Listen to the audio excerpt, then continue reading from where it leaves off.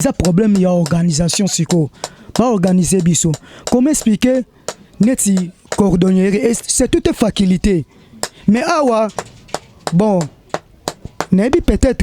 nazolo babo na faire comprendre bango loko moko soki couper couture bana ba otangela ngo ba ozelango diplôme ba ke na exam ba continuer beti de bongo sikoyo cordonnerie pour elambeta mwana sapato tant bon négliger lamba mais na ba TV au monde premier ministre alati sapato pasteur une église alati sapato fait bo za makolongulu bo taka bilamba.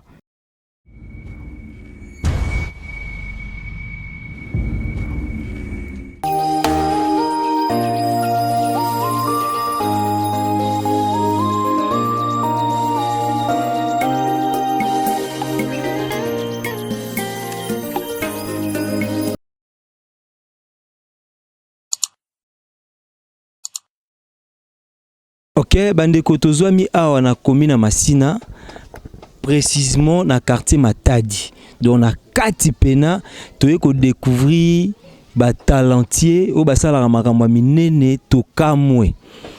Toye na cadre ya BP Prod TV oyo sous direction na yende to commune o esika. To découvrir bateau ba sala ba chaussures to kamwe.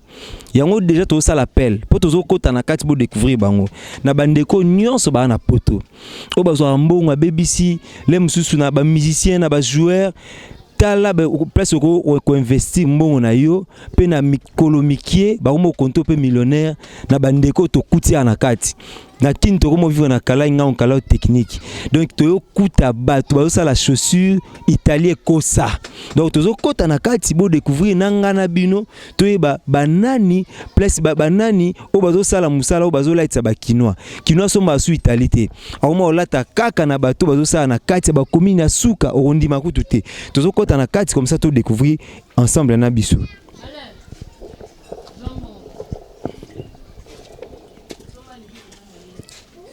Bouger mouké. Ok. Tout ça déjà na kati. Ah, tout ça na kati atelier.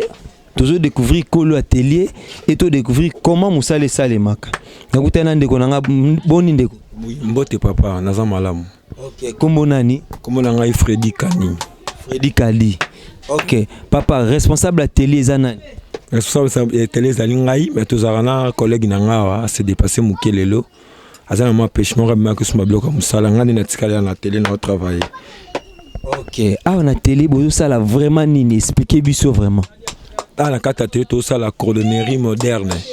Donc veut dire cordonnerie moderne oh biso mo tozo créer biloko ba tokolata ba sandales, ba chaussures, ba chelsea boots. J'espère bozo bon la ba travail barguer font les endettés zo boma.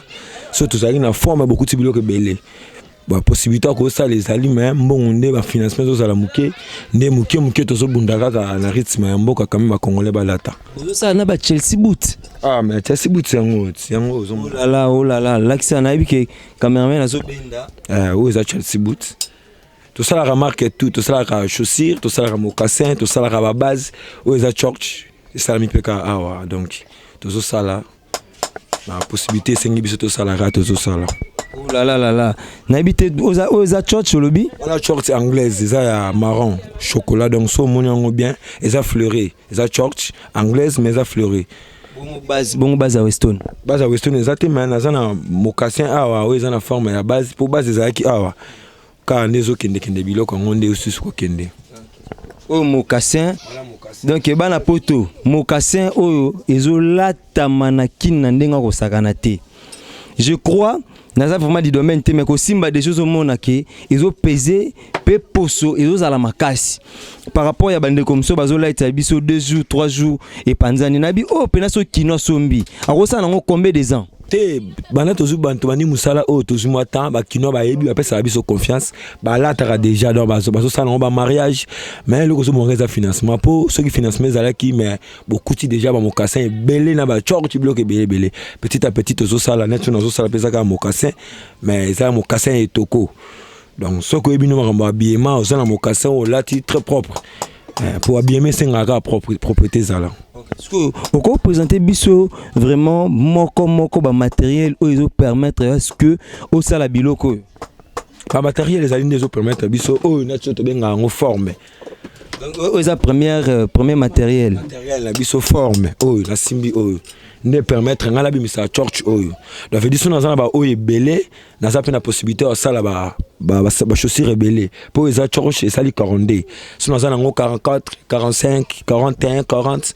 et permettre ngala na fona na ça là ba ça pas te belé vraiment donc et yango e utara wapi bon eza ba pays kaka nele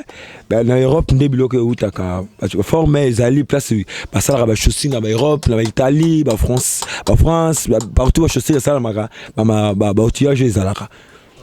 Deuxième élément au bo utilisera pour ko ça va na pince à monter pince na monter nde e tuko buka na moni ko zanga ngo kaka ezara complet mais e buka nda mona buka so ezara nde et permettre biso pe to benda chaussures to monter ndenge grand zo monter ndenge ba so montage on ne permettre biso to benda to tirer to monter pendant comme on a niveau on a commission de ça la biso bon. Troisième élément ezanini troisième mais ça cuir ezara ba cuir tout ça la machine on est libana monter parce que son a monter ben on semelle et singa ngana mêler yango mélange tout ça fait son machine à couture ne te tongaka ndé ça là qui tout ça là to tonga couture pour na fa sanet na tongi mokassin ya lézard ako ben nango oui ça mokassin lézard ça mokassin lézard na tongo semaine à cuir photos sont la carte mboka na bisoir donc ça bloque ça na mboka grâce à matériel ba financement za muke pour na za lango belé et ça ka biloko mboka na biso ko on permettre tout ça là o ba benga ngonde semaine libaya ne za boy ça pena mo casser mo ya lézard aussi mo ko ngeza pepele donc comme original donc très ça pepele en tout cas tout ça pena pel na bana poto tala degré ya mokassin lézard zo salema na kati ya Kinshasa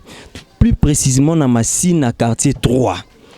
tala jeune oyo ndeko na biso tala niveau atelier na biki bomo na condition ya télé comment mulunge za na kati mais azobimisa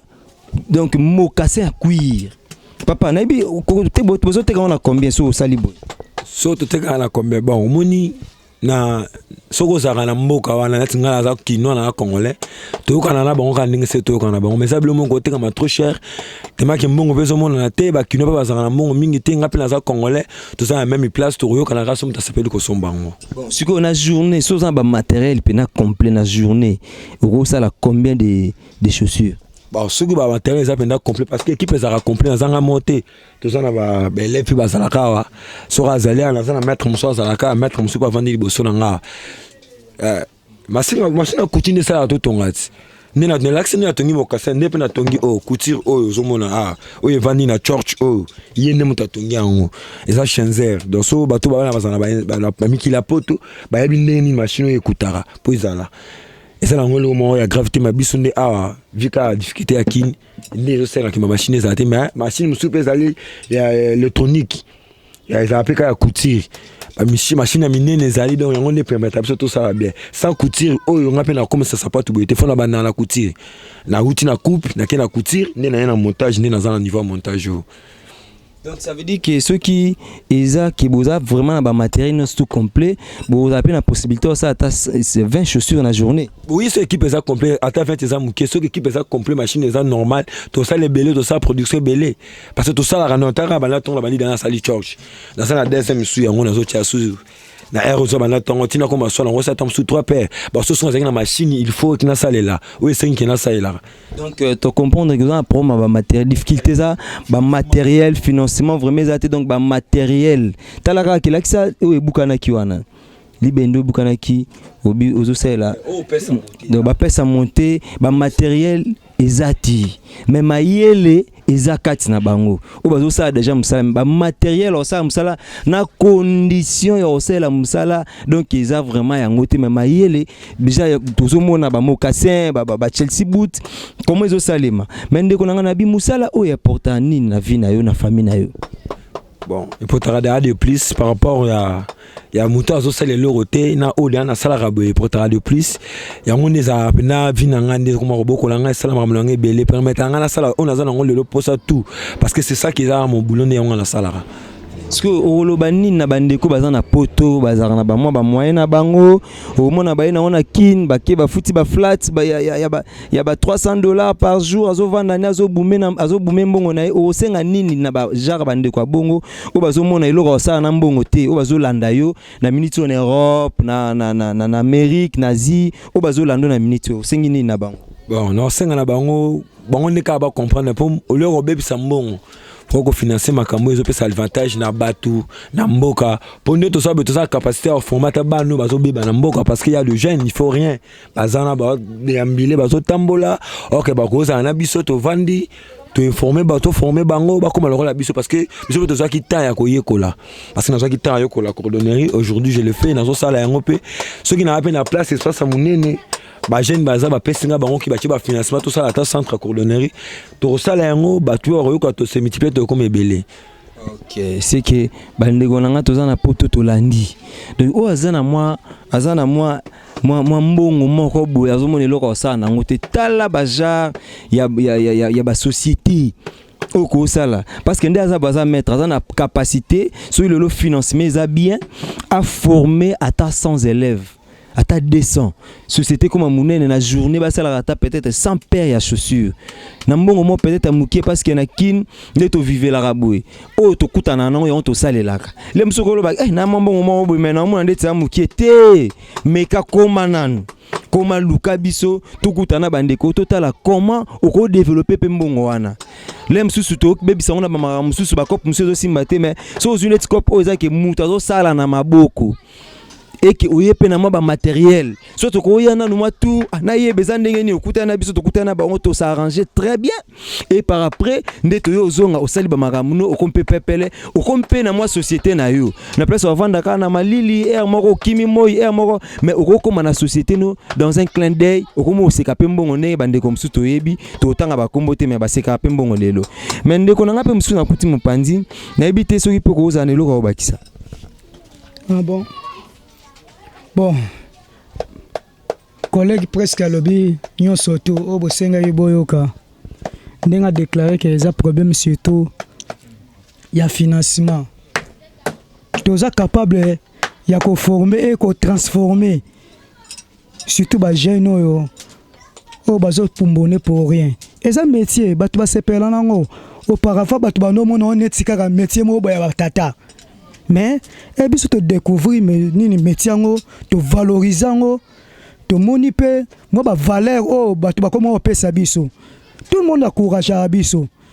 to kinda ba marché ba place ba lié oh to kino koteka biloko oh ba pe ba pesa biso ba commande ba zo zwango ba zo kenona ba zando era kenona zando ye ba teke salama na masina a.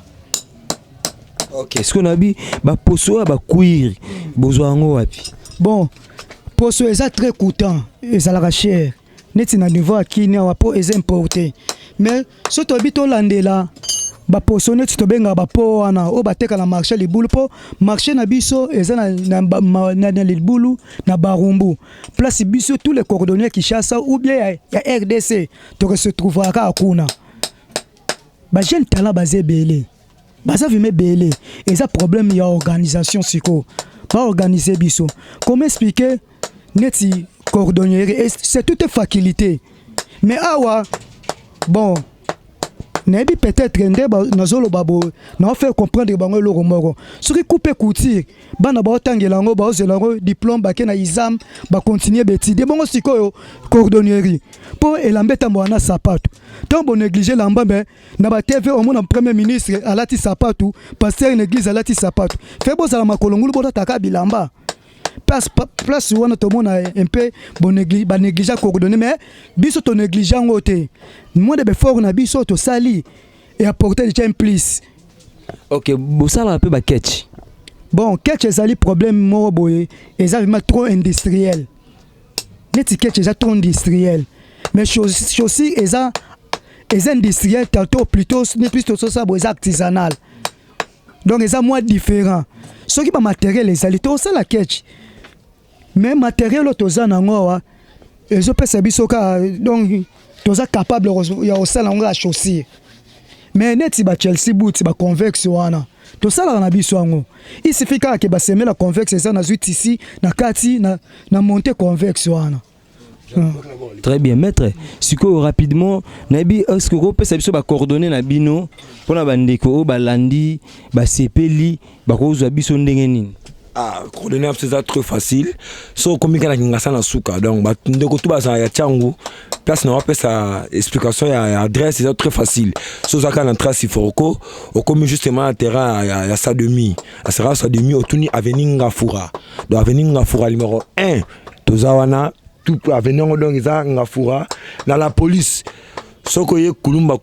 comme Petit Pascal ozu direction kulumba comme na trace ifoko okine transco kana la police wana otuni avenue Ngafura numéro 1 okokoma wana. Numéro de téléphone? Numéro de téléphone est 089 77 50 436. Bandeko tout bazali na poste ça la réparation. Peut-être okobunga le numéro na nga personnel yango wana soko bengi okozanga moko 089 77 50 436. C'est numéro ya Freddy Kani soko bengi ngamo na zana en solo na yo. OK. Bandeko nanga na bike totali bisunyo stomoni. Wow. Pona ba mama. Est-ce que nabi bablo msusu na msusu ezame obombe présenter bisoté. O eza mocassin en panne. Donc mocassin en panne et salemi awa na masina ezate ke na kati ya Kinshasa me na Gombe te na masina. Donc mocassin en panne et osalema na masina. Bandeko nanga boza na poto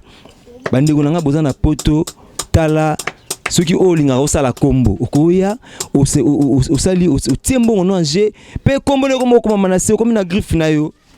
okomi na griffe na yo ponde za betozo mona eza sans kombo même ngande na biso ina bala na ko otia bwe bamoko mape kombo na se na sali pe griffe nanga na parce que na gebe bisambongo ya bakara cher mambo belebele tala place okoya otia mbongo donc mokase en panne non na mona te banda na botama donc maître en tout cas na ebike bande kwa poto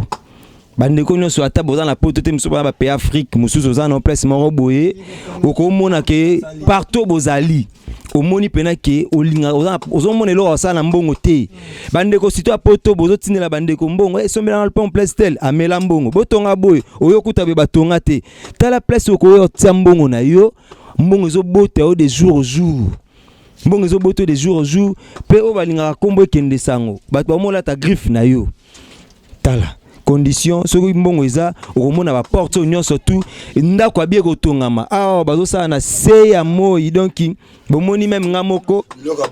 voilà tala mokasa kroko donc non isilité kala te ba semelle bakangi déjà poso mais condition siko ba sa bomoni ngamonde nazo toka donc ya kosakana te donc ya kosakana te tozangi bazozanga vraiment ba matériel condition ya kosala ezate kobanga telem soko kantsake eza le ba $100,000 te eza mama ba 100,000 te o za nango ka wana yo so omoni ki oya te foot omoni peut-être que okobenga bango ba ya te futa no billet yaka esala étude ya Emilie sola na bandeko no omona que dans peu de temps aux la renommé comme étant millionnaire parce que papa okoya pe hein? OK parce que condition oyo bazo salela vraiment eza nde moi passi bomoni bino moko bomoni bino moko donc eza na kati ndako ya tol oto bengaka nga hein ba séjournera awa but moi mobimba banda tongo tipo quoi na kati ndako mombo ya 1 mètre ya 1 mètre sur 1 mètre bazo séjourner pendant toute une journée et en plus de ça moi oto zaranango na kini awa eza somme mais bazo sa biloko oyo bazo bénéficier nango ba ministre ba député bazo lata mais condition eza vraiment mystique nazo lela na bana poto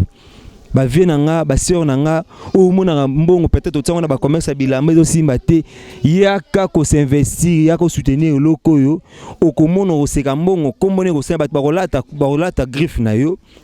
donc au moins na makambo ko changer les na place yo bebisa mbongo na ba makambo mususu donc na mbongo mukie rose espace ya bien na mbongo mukie ba matériel esombami et puis na mbongo mukie au sali kombo na yo na mbongo mukie au comité millionnaire donc conditions de vie to les lit vraiment to sengi vraiment maître le lobasu ke zanini biso to nto tika bino basu ke zali ke na sepeli ya mingi ndenge lelo pena bo sepeli ko ya rotala biso place to sala musala vraiment merci à trop na ba o no surtout ba considérer musala o ba ngi batia likamuna bango to misolo na bango to volonté na bango pona ko appuyer musala oyo na senga na bango merci mais numéro ya biso ya ngwana so bo bengi biso bo za contact na biso to so beaucoup na groupe oyo ba yo ko mona biso bo kuta la pena biso na facilement bandela sous numéro za plus 243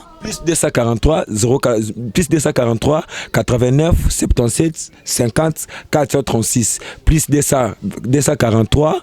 89 77 50 436. Bamboto pesi pa nani? Bon, on a profité na pesa tosha fulaka na papa na Marcosis Mbote ya trop, na pesi na BCT papa na Blanjo, na pesi na Mama Leti, na pesi na ingénieur de Jano, na pesi na Nemi Manegra 7, na pesi na Bisope Mwasi bébé Carole, na pesi Mbote na Papito Zerama Moté ma mototé, na pesi Mbote na Serge Kani, Pasi Kani, Faun Kani, parce que on a za ba ser na ngai, Mbote na Biambi Kani, Patrick Kani na pesi Mbote na ndeko na ngatu na ya famille, boza malamu nzamba ko sunga na makambo. OK, ndeko na nga appelle-moi rapidement moi Bambote. Bambote zano na pesi nanu na ba connaissance na nga nyonso tous les coordonnées les artistes coordonnées. Maître Mbakis A, place Azali Salam, coup de chapeau, yo yebi yo muto sala marambo ezala, to saka derrière na to potana. Bon, pona bana poto binomo bomoni ke ba masane ba boti volonté ya okomati na lie oyo ba moni pe ba art oyo kanaki ba mona te mais ezebele catalogue za mulai o ezelo te to le la ka financement na so to zi financement na muta bonne volonté to sepsio coordonner za business ko bangelo moko te s'approcher na biso to beta 4 ndenge zala ramex. OK maître, vous rappelez à moi association? Bon vraiment c'est bien association et moi le kuta pour association za ki teza ki na mikolo le kaki vika ba financement mutu mtazana kwa na pour travailler ba financement na association za la raté mais avec le temps son zama permettre à biso to ça association na profiter sous na pesa Mbote na Early Richard Yeta mpanze États-Unis na pesa na Trésor Candol artiste Canada na pesa na Rose Olembo na Canada vraiment ba Mbote ce qui bino ko ta likambo oyo ezala vraiment bien makasi. OK maître parfois na Corée du Sud. Maître ta makambo ya pena ko sala yango donc to découvrir makambo belé na kati ya atelier oyo soza na mbongo vraiment maître yaka s'investir na makambo oyo et ko ça vraiment bien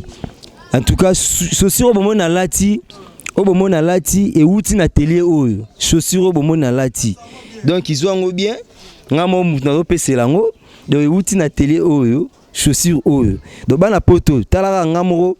mini journaliste na bino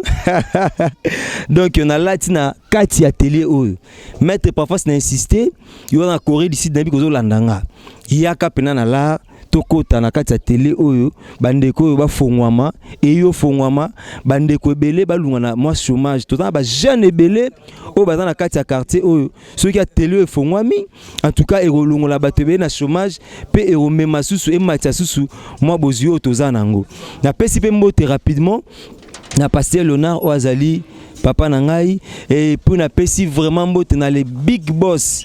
et papa Prosper donc ozo sala biso pena to kutana na bino na kati bilili en tout cas ba Mbote belé pa na ye na pesi Mbote na famille Chitenge na pesi Mbote na Trinité Mbuya na pesi Mbote na bandeko nyonso tout bébé Nice bandeko nyonso balanda biso et puis na bandeko o tout balandi biso mais lem suto yeba na ba kombote bino nyonso ka bozwi Mbote surtout na bandeko poto o bolandi biso na kati ya émission oyo bo découvrir en toi bo hésiter te ba numéro monsieur eza wana ils affiché na bas d'écran na bino. En tout cas vous hésitez ya ko s'abonner pe na chaîne. Vous s'abonner parce que vous découvrir ba don et belé ba métier belé o eza na kati ya na Kinshasa o eza ke boko financer pe makambo simbi. Vraiment on a pesi mbote na Francisco Noble o ya sali ke to kuta na bino vraiment si ma caméra. Donc beaucoup de respect envers lui parce que c'est vraiment un homme o azo sala ke ba makambo belé to découvrir yango. Na sepeli na bino to kutani na numéro mususu bay.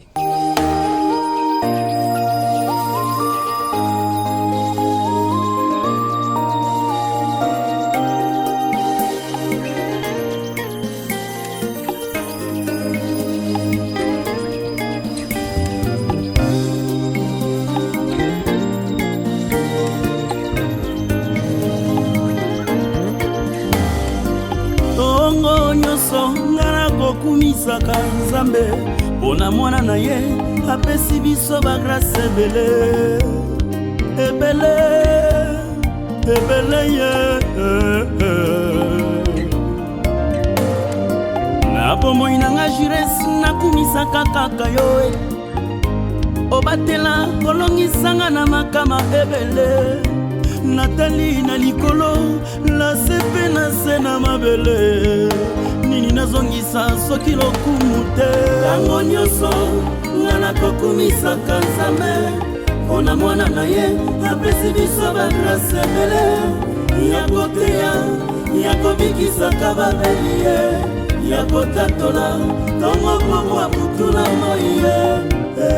yebele ye yango nyonso nakokumisaka Nzambe mpona mwana na ye apesi biso bagrase ebele ya koteya ya kobikisaka babeli ye ya kotatola ntongo pokwa butula moi ye